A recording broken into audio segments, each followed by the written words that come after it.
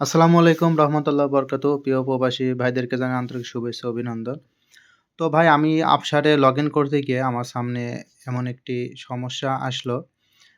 Season expired, your season expired, log back into performs a service. তো আপনাদের ক্ষেত্রেও কিন্তু এমন আসতে পারে।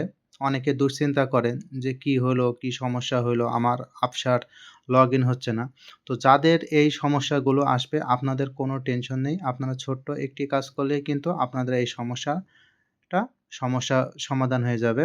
তো আপনারা মোবাইলটা স্ক্রল করে আপনাদের যে প্লে স্টোর যে অ্যাপ আছে, এই অ্যাপটাতে আপনারা আসবেন। আসার পরে আপনারা এই প্লে স্টোর এই অ্যাপসের উপরে একটি ট্যাপ দিবেন।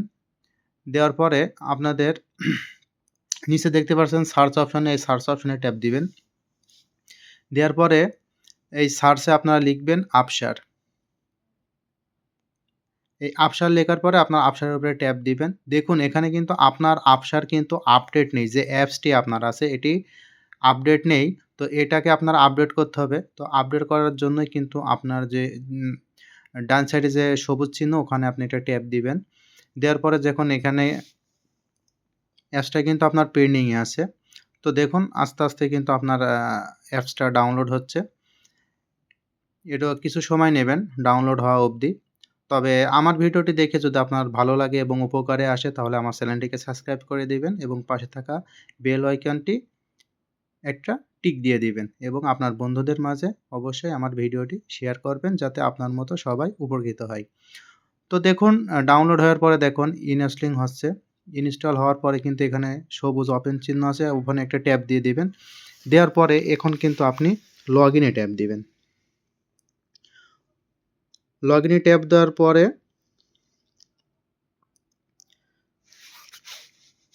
আপনার কিন্তু ইউজার পাসওয়ার্ড চাইবে। তো আপনি এখানে আপনার যে অ্যাপসের যে আবসারের যে পাসওয়ার্ডটি আছে সেই পাসওয়ার্ডটি আপনি এখানে বসিয়ে দেবেন। তো আমি আমার পাসওয়ার্ডটি বসিয়ে দিচ্ছি।